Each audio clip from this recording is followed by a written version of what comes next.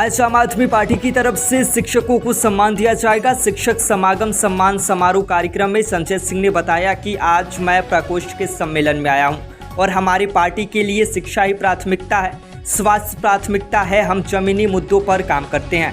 अच्छे शिक्षक को बच्चे अच्छे ढंग से पढ़ लिख कर आगे निकले, यही हमारी प्राथमिकता है और इसी के लिए आज हमारी पार्टी अलग अलग राज्यों में जाकर काम कर रही है।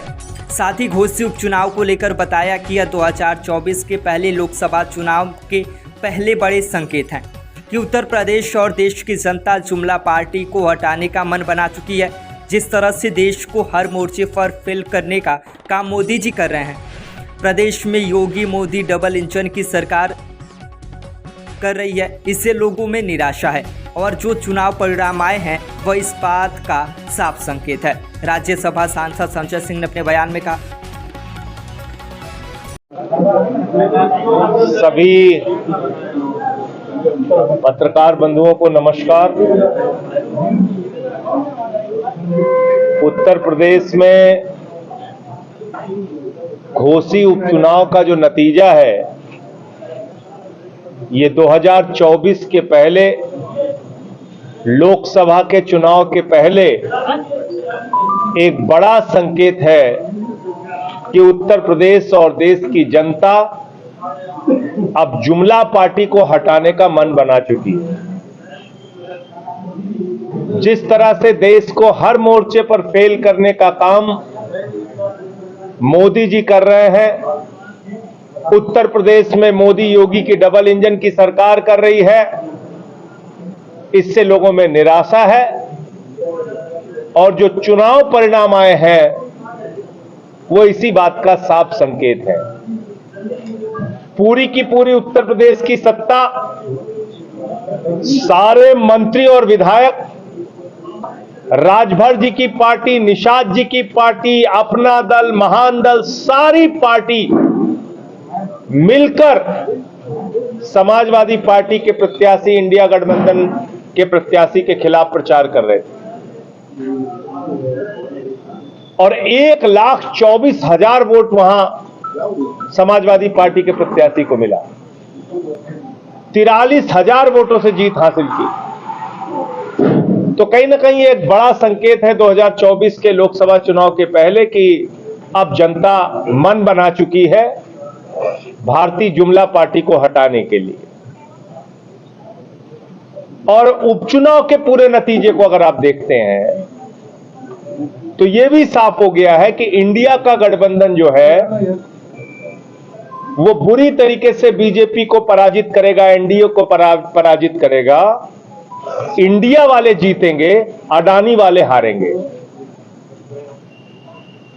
जो एनडीए सिर्फ अडानी के लिए काम कर रहा है, जो प्रधानमंत्री मोदी सिर्फ अडानी के लिए काम कर रहे हैं, उनको इंडिया गठबंधन हराएगा, हटाएगा तो इंडिया वाले जीतेंगे, अडानी वाले हारेंगे। ये भी इस बात का संकेत है। बंगाल का उपचुनाव का नतीजा देखिए, भारतीय जनता पार्टी को हराने का काम टीएमसी ने किया।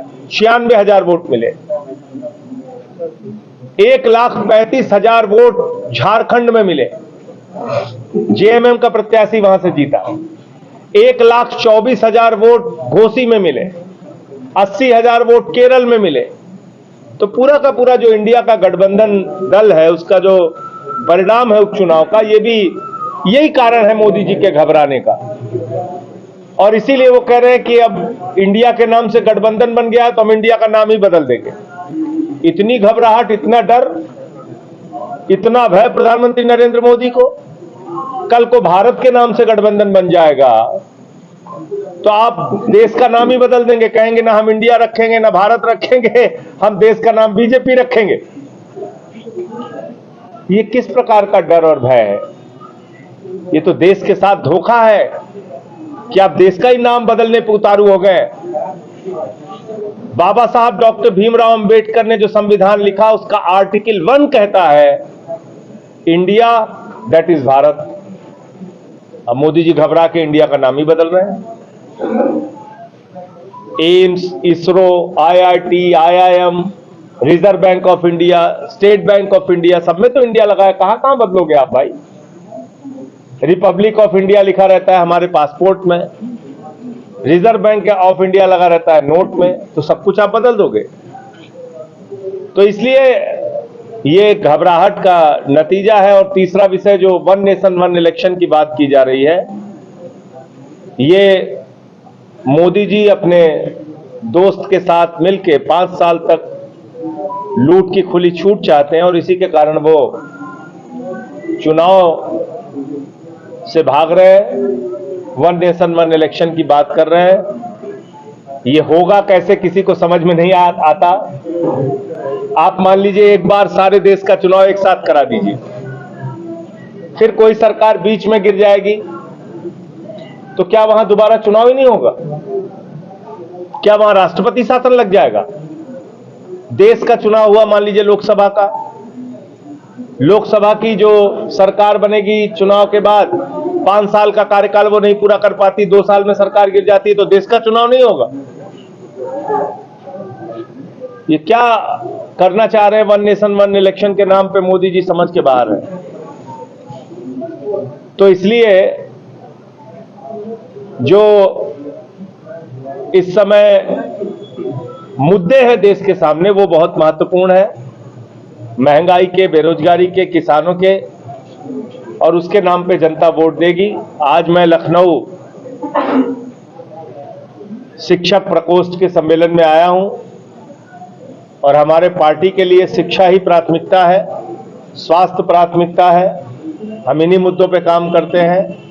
अच्छे शिक्षक हों, अच्छी शिक्षा हो, बच्चे अच्छे ढंग से पढ़ लिख कर आगे निकलें, ये हमारी प्राथमिकता है। और इसी के लिए हमारी पार्टी अलग अलग राज्यों में जाके काम कर रही है। उत्तर प्रदेश के चुनाव परिणाम पे एक बात मुझसे छूट गई थी, ये कहीं ना कहीं दल बदलुओं के लिए भी एक बहुत बड़ा संकेत है। ऐसे बार बार अगर आप अपने दल बदलोगे तो जनता इसको भी पसंद नहीं करती। अब जैसे राजभर जी की मैं बड़ी इज्जत करता था, उन्होंने पिछड़ों के लिए बहादुरी से खड़े होकर कहा कि भारतीय जनता पार्टी वो पार्टी है जहां पे पिछड़े नेताओं को चप्पल उठानी पड़ती है। राजभर जी ने यह भी कहा